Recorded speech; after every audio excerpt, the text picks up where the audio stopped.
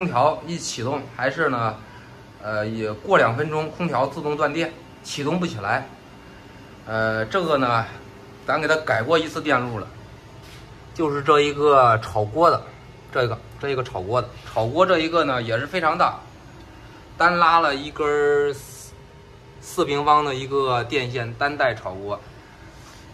冬天的时候还能带得动。咱们实际测一下，看看它的一个电流是多少。肯定我估计还是一个电压降，启动不起来，达不到空调的一个额定工作电压。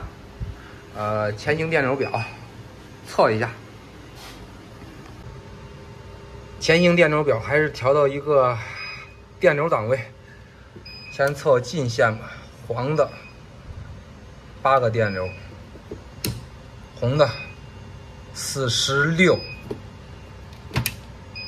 绿的基本上是没有电的。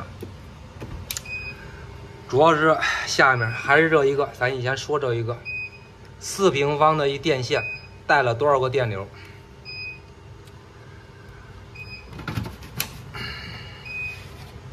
？44，所有的电量现在还是全部空调打开呢，在这一根红线上接着呢。4平方的一个电线承受电流44.8，这是最大的嘛？咱们让它所有的全部打开，再看一下它的电流是多少。103，我的天哪！什么电流？它不着火。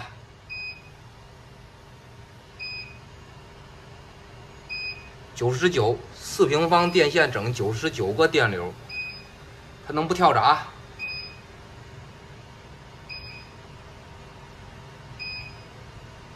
？97，100多了，赶紧让它停了。停了几个空调，电压呢？现在电流下降了51。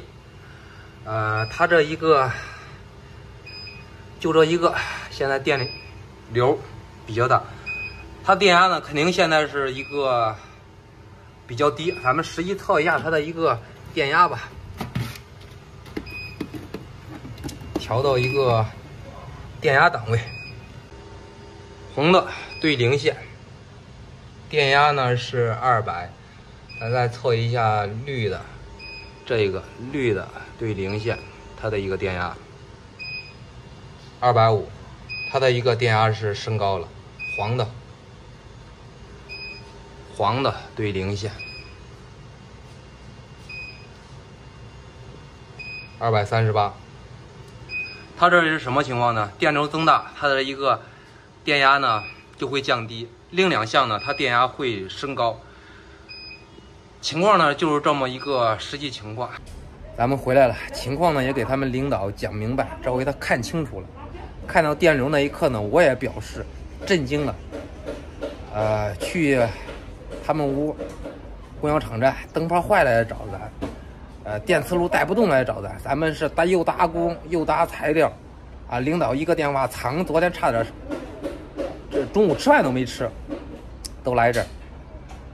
以前的老线都在墙里埋着呢。如果这活咱接了，又搭人工又搭材料，没有2天这活干不了，还打几卷电线。给他们领导协商呢，找他们自己的物业电工。情况呢还是一个用电量全部集中在一个4平方的一个线上，承受不了。